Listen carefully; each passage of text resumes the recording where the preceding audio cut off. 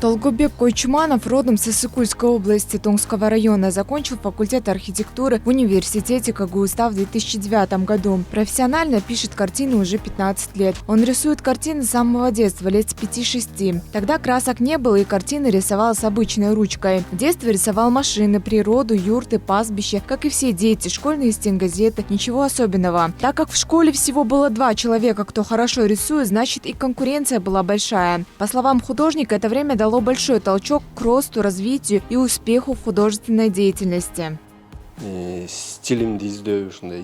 Сейчас нахожусь на этапе поиска своего стиля. Это и является причиной того, почему я начал рисовать грязью. Как говорят в народе, грязь является месторождением золота. Если ты покидаешь родину, то забираешь кусочек земли из своей страны. Или, когда хоронят, тоже используют грязь. Почему я выбрал именно этих людей, Чокморова и Океева? Потому что они знали глубокий смысл вот этой почвы.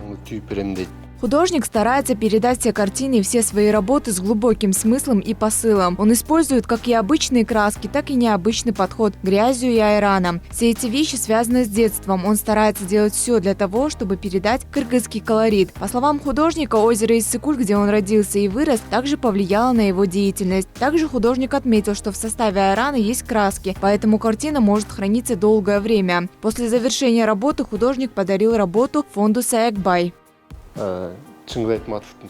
Нет, например, как вы видите, сзади рисунок. Чингиза Айтматова тоже нарисован из грязи. Почему я начал рисовать с использованием айрана? Например, образ Саякбая Каралаева, как говорят у нас в народе, не выливайте белое на пол. Айран тоже имеет особый смысл. Идея заключалась в том, чтобы передать образ Манасче не просто красками, а чем-то белым, возвышенным, придавая глубокий смысл и большое значение сказителю.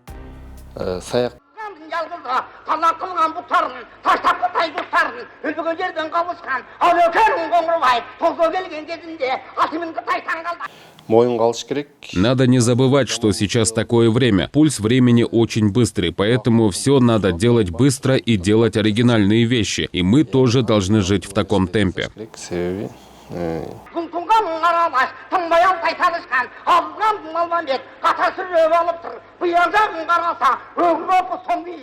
Рисовать картину Саякбая Каралаева художник начал во время съемок фильма в 2018 году. В планах также есть идея создания таких вот картин, возможно, из других материалов. Это все нужно для того, чтобы делиться своими знаниями и опытом с молодежью и подрастающим поколением.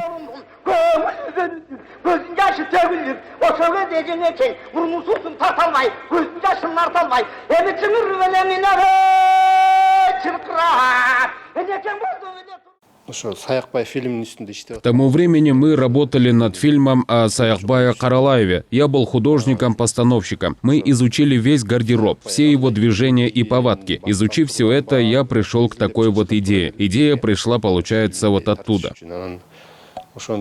Также художнику каждый день пишут люди, которые бы тоже хотели научиться также рисовать. Как говорит сам Толгубек, сейчас много курсов в городе. Самое главное – это знать базу. Все зависит от самого человека. Картины в основном приобретают гости, прибывшие из других стран. В Кыргызстане на сегодняшний день также ценят искусство и творчество. В основном приобретают портреты.